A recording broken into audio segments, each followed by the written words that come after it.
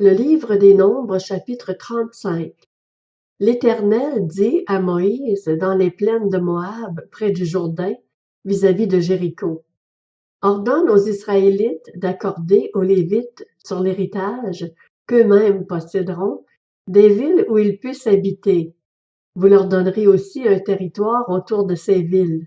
Ils auront les villes pour y habiter, et leurs environs seront pour leur bétail, pour leurs biens et pour tous leurs animaux. Les environs des villes que vous donnerez aux Lévites s'étendront sur 500 mètres à partir du mur de la ville et tout autour. À l'extérieur de la ville, vous mesurerez 1000 mètres pour le côté est, 1000 mètres pour le côté sud, 1000 mètres pour le côté ouest et 1000 mètres pour le côté nord. La ville sera au milieu de ce carré. Cela formera leur territoire autour des villes. Parmi les villes que vous donnerez aux Lévites, il y aura 6 villes de refuge où l'auteur d'un homicide pourra s'enfuir et 42 autres villes. Total des villes que vous donnerez aux Lévites, 48 villes avec leurs environs.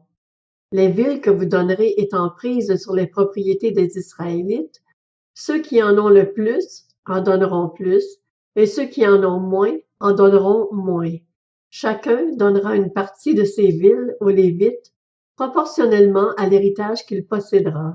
L'Éternel dit à Moïse: Transmets ces instructions aux Israélites. Lorsque vous aurez passé le Jourdain et que vous serez entrés dans le pays de Canaan, vous vous établirez des villes qui vous servent de villes de refuge. L'auteur d'un homicide, celui qui aura tué quelqu'un involontairement, pourra s'y enfuir. Ces villes vous serviront de refuge contre le vengeur du sang, afin que l'auteur de l'homicide ne soit pas mis à mort avant d'avoir comparu devant l'assemblée pour être jugé. Parmi les villes que vous donnerez, 6 vous serviront de villes de refuge. Vous donnerez 3 villes de l'autre côté du Jourdain et 3 dans le pays de Canaan. Ce seront des villes de refuge. Ces 6 villes serviront de refuge aux Israélites, à l'étranger et à l'immigré qui se trouve parmi vous. Là pourra s'enfuir tout homme qui aura tué quelqu'un involontairement. Si un homme frappe son prochain avec un instrument de fer et que mort s'ensuive, c'est un meurtrier. Le meurtrier sera puni de mort. S'il le frappe en tenant à la main une pierre qui puisse provoquer la mort, et que mort s'ensuive, c'est un meurtrier.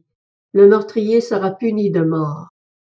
S'il le frappe en tenant à la main un instrument de bois qui puisse provoquer la mort et que mort s'ensuive, c'est un meurtrier. Le meurtrier sera puni de mort. Le vengeur du sang fera mourir le meurtrier. Quand il le rencontrera, il le tuera. Si un homme pousse son prochain par haine envers lui, ou jette quelque chose sur lui avec préméditation, et que mort s'ensuive, ou bien s'il le frappe de la main par hostilité envers lui, et que mort s'ensuive, celui qui a frappé sera puni de mort, c'est un meurtrier. Le vengeur du sang tuera le meurtrier quand il le rencontrera.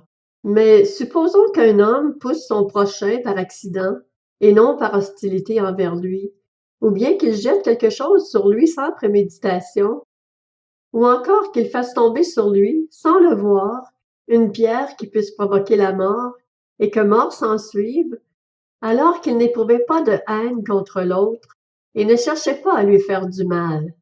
Voici les règles d'après lesquelles l'Assemblée jugera entre celui qui a tué et le vengeur du sang. L'Assemblée délivrera l'auteur de l'homicide de la main du vengeur du sang et le fera retourner dans la ville de refuge où il s'était enfui.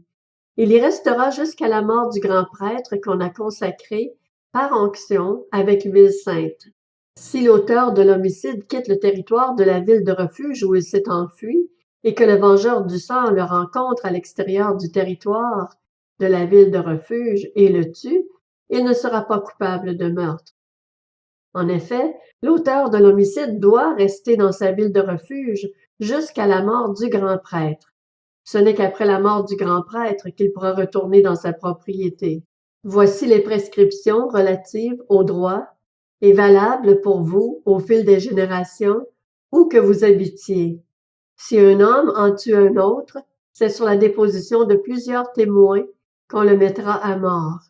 Un seul témoin ne suffira pas pour faire condamner quelqu'un à mort. Vous n'accepterez pas de rançon en échange de la vie d'un meurtrier qui mérite la mort. Il sera puni de mort. Vous n'accepterez pas de rançon qui lui permette de s'enfuir dans sa ville de refuge et de retourner habiter ailleurs dans le pays après la mort du prêtre. Vous ne souillerez pas le pays où vous serez. En effet, le sang souille le pays.